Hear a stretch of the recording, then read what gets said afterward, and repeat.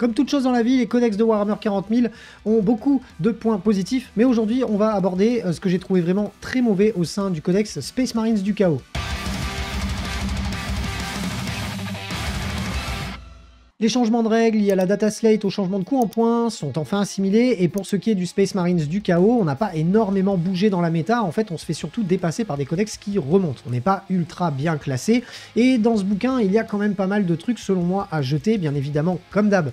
Ça n'est que mon avis, ça n'engage que moi. N'hésitez pas à me mettre votre flop 5, votre liste des 5 unités que vous trouvez les plus pourries du codex dans les commentaires. J'hésiterai pas à vous répondre et à en débattre avec vous. Mais si vous êtes un méta chaser, cette vidéo est très certainement pas faite pour vous. Là, je vous donne un petit peu mon impression sur ce que je trouve le moins intéressant à jouer, le moins rigolo à sortir sur le champ de bataille. C'est pas nécessairement mon avis qui va vous aider à aller botter des culs en tournoi. Autre chose à préciser, prenez bien en compte le fait que Warhammer 40 000 est un jeu qui évolue en permanence, et généralement tous les 3 mois on a de gros changements sur l'ensemble quasiment des règles du jeu et des armées.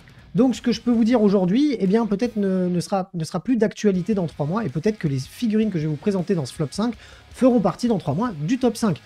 Mais si j'en suis pas complètement sûr. Ça ne vous aidera très certainement pas à sauver vos figurines sur le champ de bataille, notamment celles que je vais vous présenter aujourd'hui, mais si vous avez envie de garder la pêche, de garder le moral et surtout avoir le plein d'énergie, que ce soit pour les peindre ou encore pour les jouer, n'hésitez pas à vous rendre chez Holy Energy qui vous propose des boissons écolo-friendly, puisqu'on a très peu de déchets. Bien évidemment, c'est des boissons sans sucre et sans taurine, avec de la caféine cristallisée qui vont pouvoir vous donner le petit coup de fouet qui vous manque pour terminer votre longue session de peinture ou encore terminer votre game de Warhammer 40 000. Des petits liens et des codes promo dans la description, n'hésitez pas à y aller faire un tour, ça donne un petit coup de pouce à la chaîne. Mention spéciale alors thé glacé à la pêche qui détrône largement le Ice Tea x12.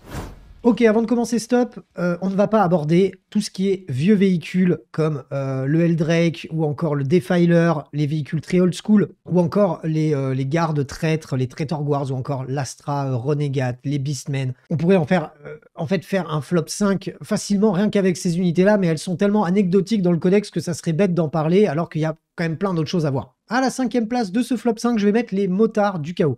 Bah, les motards du chaos, hormis le fait que ça coûte 70 points les 3 et 140 points les 6, qui mine de rien est pas très cher, c'est de la moto. La moto, c'est monté, ça ne traverse pas les murs. Elles ont très peu d'impact, que ce soit au corps à corps ou au tir. On a très peu de cas de figure où on a envie de les sortir. Bien évidemment, ça coûte pas cher, ça peut s'étendre sur la map assez quand même rapidement parce que ça a un bon mouvement. Le problème, c'est que derrière, ça va rien faire d'autre, et très certainement qu'en fait, on aura 10 fois mieux à sortir avant d'avoir envie de jouer les motos du chaos. Elles sont vieillissantes en plus, ces figurines-là. Il y a eu un paquet de rumeurs sur le fait d'une éventuelle refonte des motos du chaos. Donc clairement, à l'heure actuelle, si je devais monter une liste de Space Marines du chaos et inclure des unités, ça serait très certainement pas les motos, parce que vu qu'il y a eu des rumeurs, moi je le sens bien, dans les 2-3 ans qui viennent, elles vont être refontées, elles seront meilleures, et là, dans cette version du jeu, elles sont juste pas sortables. Donc désolé, mais les motos du chaos, ça sera sans moi. En 4e position, une unité qui fera peut-être un petit peu plus débat, c'est les Havoc, donc les Space Marines du chaos qui ont les armes de tir longue distance et avec plus d'impact, un petit peu à la manière des Devastators. Et ben, sauf que ceux-là, ils sont quand même beaucoup moins intéressants. On a mine de rien une endurance de 5 et on ne peut absolument pas modifier leur capacité de tir. Et pour 135 points, on peut très rapidement se dire que pourquoi pas. Maintenant, le problème, c'est qu'elle manque cruellement d'impact, même pour un si faible coût en points.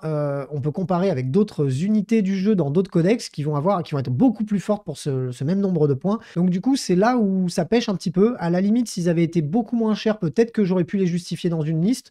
Pourquoi pas une escouade de 5 avec les grosses Gatling, ou pourquoi pas une escouade de 5 avec les canons laser. On est quand même sur du mec à pied, qui certes traverse les murs, mais va quand même galérer à se récupérer des lignes de vue. Derrière, même si on a une endurance de 5, on va quand même très rapidement dépop de la map. On n'a pas une capacité de tir extra élevée, parce que si on joue de la Gatling, on va être à assez courte distance. On va uniquement se démarquer si on joue du lance-missile ou du canon laser. Maintenant, voilà, 135 points pour une unité qui va clairement pas faire le taf, même si, bon, en soi, un lance-missile Avoc, ça peut faire un tir de force 9, perd moins 2 dégâts D6, ou éventuellement tirer en déflagration à un peu moins de force. L'éventuelle configuration que je conseille, c'est peut-être celle avec l'autocanon. Parce que l'autocanon, mine de rien, il tire à 48 pouces pour 2 tirs, de force 9, PA-1, dégâts 3. Donc ça, à la limite, en combinant avec le pacte noir, ça peut être pas mal. Ça vous donne une ligne de vue, enfin une ligne de vue, enfin en tout cas une portée de tir qui est beaucoup plus élevée. On va pouvoir peut-être les garder fond de map, même si on galérera un petit peu à se dégager des lignes de vue, vu comment les tables sont chargées.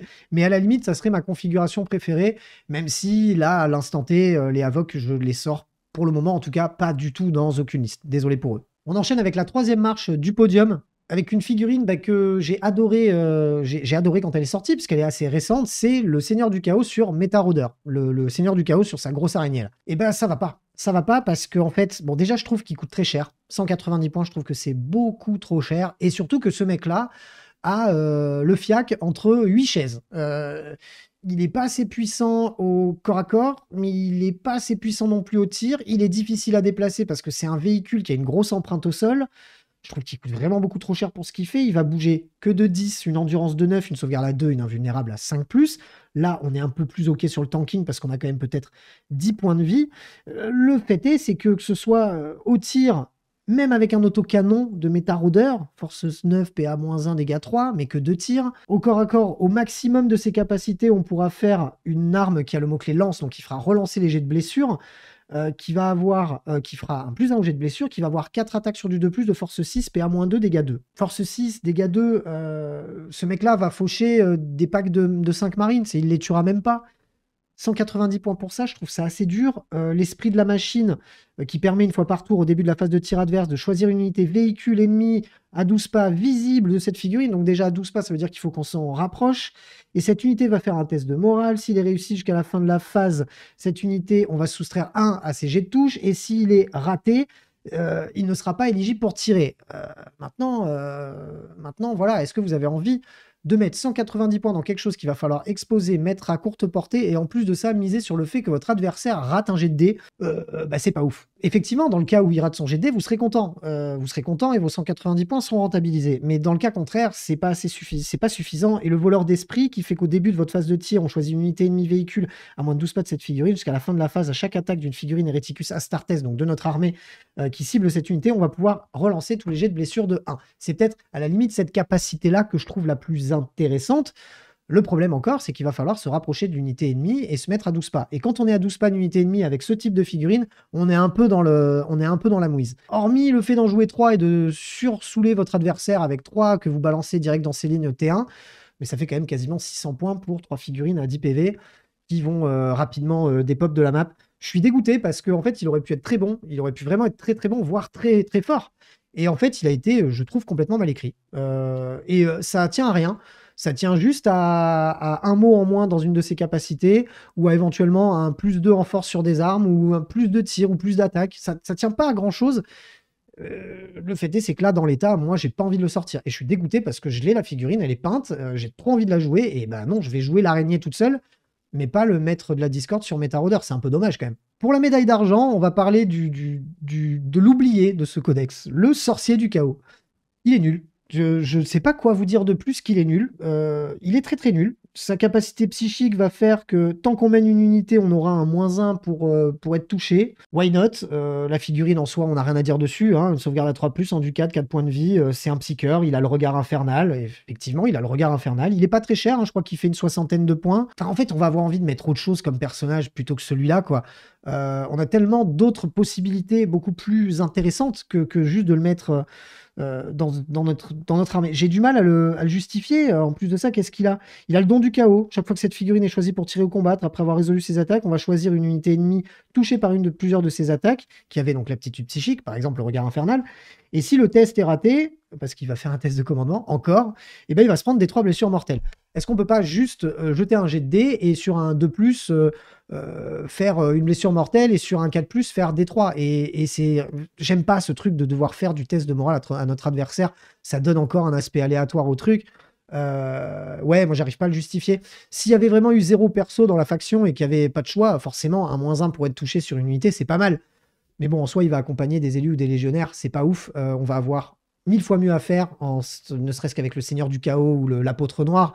N'hésitez pas à aller voir ma vidéo sur le top 5 que vous pouvez retrouver juste ici pour consulter ça, parce qu'effectivement, il y a des personnages beaucoup plus intéressants avant de pouvoir justifier le fait de mettre un sorcier du chaos dans son armée. Je suis un peu deg parce que c'est quand même assez emblématique du codex. La figurine, en plus, la dernière là, qui est sortie, est vraiment jolie. J'aurais tendance à vouloir en jouer, mais malheureusement, ça se justifie absolument pas. allez, 10 points de moins et on la sort. Et je suis même pas sûr, vous savez quoi. Et sur la première marche de ce podium, la médaille d'or de la daube, l'oublié après le sorcier du chaos, qui était déjà bien moiseau de chez moiseau, eh ben on va parler des rejetons du chaos. C'est pas grave, les gars. Ces figurines sont moches, elles ont toujours été moches. Moi, ça me dérange pas. Mais c'est nul. Qu'est-ce que c'est nul? 70 points pour un objectif contrôle de 0, c'est-à-dire que cette figurine ne vous sert à rien, hormis nuller les frappes en profondeur. Mais mettez un sorcier du chaos, il coûte 60 points. Donc ça vous coûte moins cher pour nuller une frappe en profondeur. C'est moins intéressant que tout le reste du codex. Endurance de 5, 4 points de vie, sauvegarde à 4+, pas d'invulnérable, insensible à la douleur à 5+, certes, étant qu'une unité ennemie et véhicule exclu est à moins de 3 pas de cette figurine, on va soustraire 1 aux objectifs contrôle de cette dernière. Waouh, c'est génial. On peut les jouer jusqu'à 2 figurines. C'est nul, mais tellement nul. Et à la fois, j'ai envie de vous dire, c'est pas grave parce que c'est des figurines qui, pour moi, devraient tout simplement sortir en fait du codex, devraient être refondues, enfin, devraient être reproposées d'une manière différente. Peut-être les inclure en tant que personnage dans une unité pour avoir plus d'impact au corps à corps ou donner une insensible à la douleur à l'unité parce que c'est un démon, faire du point de vie tampon, j'en sais rien, mais en tout cas, dans cette écriture du codex V10 de Warhammer 40 000 côté Space Marines du Chaos, les rejetons du Chaos sont vraiment, je trouve, complètement inutiles. Et à la limite, s'ils avaient coûté moins cher, peut-être qu'on aurait pu les justifier, ne serait-ce que pour nuller des frappes en profondeur ou pour garder l'objectif chez soi. Mais là, ça coûte beaucoup trop cher pour ce que ça propose. Les figurines, alors là, ça n'engage que moi, hein, mais les figurines sont vraiment supra moches. À chaque fois que j'ai voulu m'en procurer, je me suis dit, je vais faire des proxys parce que je les trouve vraiment dégueulasses. Donc, je suis pas mécontent que cette figurine ne serve strictement à rien, puisque de toute façon, je pense pas que j'en aurais inclus dans mes listes. Donc voilà, pour moi, on est au sommet de la bonne grosse daubasse de ce codex. N'hésitez pas à me dire si vous êtes d'accord ou pas avec moi. Mais en tout cas, moi, voilà, j'ai terminé mon top. Médaille d'or pour les rejetons du chaos. J'espère que cette vidéo vous a plu. Si c'est le cas, comme d'habitude, vous mettez le pouce bleu, votre avis dans les commentaires. Si vous aimez le contenu proposé par la chaîne, vous vous y abonnez, vous mettez le pouce, la cloche pour recevoir les notifications. Vous allez sur Tipeee pour donner des sous pour qu'on puisse continuer l'aventure. Vous achetez vos figurines via MyHobbyPlace ou chez tous les partenaires de la chaîne dont tous les liens sont dans la description. La pub c'est chiant, la pub c'est long, vous avez déjà arrêté de regarder cette vidéo. Donc on se retrouve très bientôt pour plein d'autres choses. D'ici là, prenez soin de vous. Salut les roommates.